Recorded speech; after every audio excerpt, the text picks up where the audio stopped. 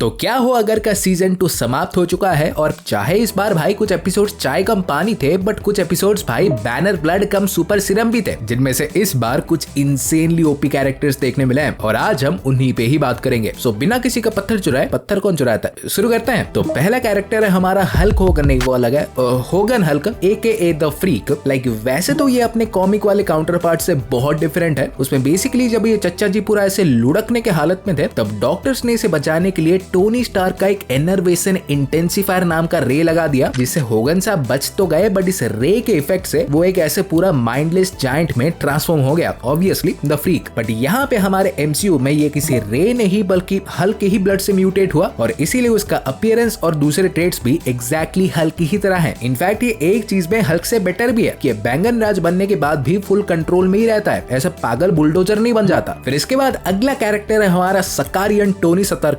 Stark और इस episode ने भाई एविडेंटली क्लियर कर दिया है कि टोनी को तुम चाहे कचरे के ढेर में फेंक दो, ये तुम्हें ओमनिट्रिक्स बना के दे देगा। लाइक इस एपिसोड में टोनी ने अपना पूरा आर्मर ही सकारियन स्क्रैप से बनाया था और वो भी भाई कोई ऐसा वैसा लाल बंदर वाला सूट नहीं, वन ऑफ द डोपेस्ट आर्मर जो कि एक F1 कार में ट्रांसफॉर्म हो सकता था, जो कि ऑब्वियसली टोनी का एक बहुत बड़ा शौक तो है ही बट शायद ये कॉमिक्स के मॉडल 42 से भी थोड़ा ऐसे इंस्पायर्ड था। इवन सिर्फ देखने में थोड़ी, अगर जरूरत पड़ती तो भाई ये शायद ग्रैंड मास्टर का मास्टर अलग ग्रैंड अलग कर देता। लाइक देख के ही लग रहा है कि इसने उस पूरे सूट को सकारियन एनवायरनमेंट के हिसाब से ही बनाया था और हल्क बस्टर की तरह ही उसने इसमें भी भारी गोला बारूद ठूस रखे थे, बस मौका नहीं मिला। देन अगला कैरेक्टर हमारा पापा का परा या बैनर ऑफ वॉर हो सकता है और ये बंदा भाई जितना भी माइक्रो सेकंड्स के लिए दिखा ना ऑसम था। लाइक पहले तो अगर ये बैनर ऑफ वॉर वाला ही हल्क है तो बेसिकली स्टोरी लाइन में हल्क और थॉर एक दूसरे से अपने पावर्स को ट्रेड कर लिए होते हैं। ओडिन सन को मिल जाते हैं हल्क के पावर्स और हल्क को थॉर के। सो इस हल्क के रियलिटी में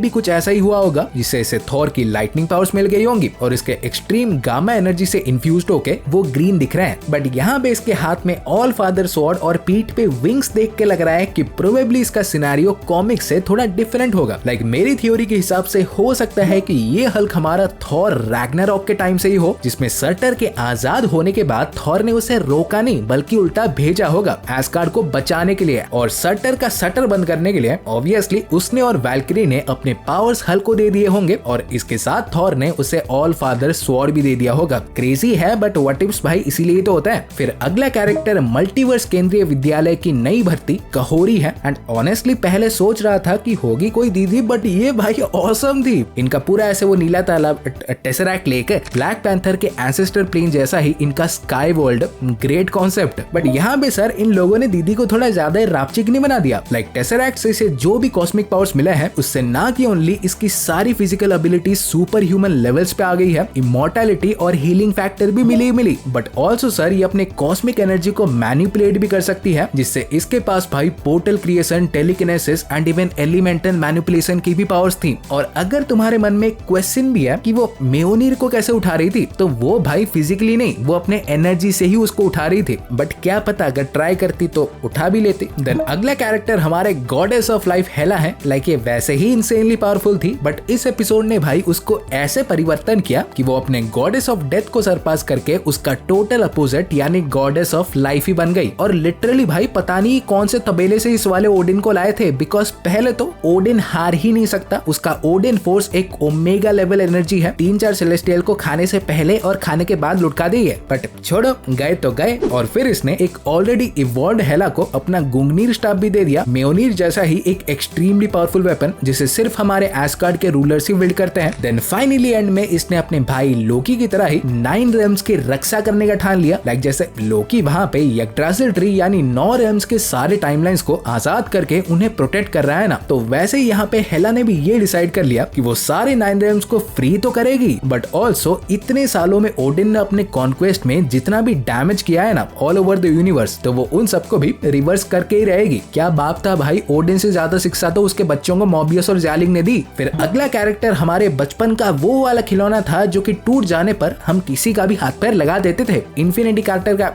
कैप्टन कार्टर जो भी है। इन बहन जी के पास किलमॉन्गर के इन्फिनिटी स्टोन्स थे, ऑल फादर की तलवार थी, हेला का हेलमेट था और मेनली इन सबको फुल पोटेंशियल में यूज करने की बुद्धि भी, क्योंकि लिटरली इसने हर चीज को भाई बेखूबी से यूज किया। And I am pretty sure कि अगर एक दो और हाथ होते तो म्योनीर को भी उठा लेते। फिर फाइनली हमारे नंबर 1 कैरेक्टर डीमन स्ट्रेंज थे। इनका ग्लिम्स तो हमने पिछले ही सीजन में देख लिया था। स्ट्रेंज अभी तक मैजिक से अपने इस रूप को छुपाए रख रहा था, बट इस एपिसोड में क्रिस्टीन को लेके उसका ग्रीफ इतना बढ़ चुका था कि ये बाहर ही आ गया। लाइक पिछले सीजन में स्ट्रेंज ने जो सेंचुरीज तक काउंटलेस मिस्टिकल बीइंग्स को अब्सॉर्ब किया था ना, तो उन सारे मॉन्स्टर्स के डार्क एनर्जी के लिए ही ये ऐसे दिख रहा है। इनफैक्ट ये उससे भाई इतना पावरफुल बन गया था कि इसने ओडिन के गुंगनीर को 1 सेकंड में अब्सॉर्ब कर लिया। म्योनीर को तो लिटरली चबा के तोड़ दिया और बस एक हेडबट से ही उसने कार्टर का पूरा इन्फिनिटी आर्मर ही डिस्ट्रॉय कर दिया। बट ऑब्वियसली कोई जितना भी पावरफुल हो, बट प्लोटा देव से भाई कौन बच पाया है। तो इन द एंड स्ट्रेंज ने अपने अच्छाई से अपने ग्रीफ को ओवरकम करके खुद को सैक्रिफाइस कर दिया, जिससे उनका यूनिवर्स तो आ गया बट वो भाई निकल लिया। वरना बोल रहा हूँ ये बंदा भाई 2 इन्फिनिटी अल्ट्रॉन्स को बिना नमक के खा जाता, जितना पावरफुल था ये। तो हाँ गाइस, आज के लिए बस इतना ही था। और वीडियो पसंद आई हो तो प्लीज वीडियो को लाइक कर दो और ऐसे ही रापचिकदार वीडियो पाते रहने के लिए चैनल को सब्सक्राइब कर दो। और मैं तुमसे मिलता रहूंगा ऐसे ही इंटरेस्टिंग वीडियोस के साथ। सो तब तक बाय और टेक केयर।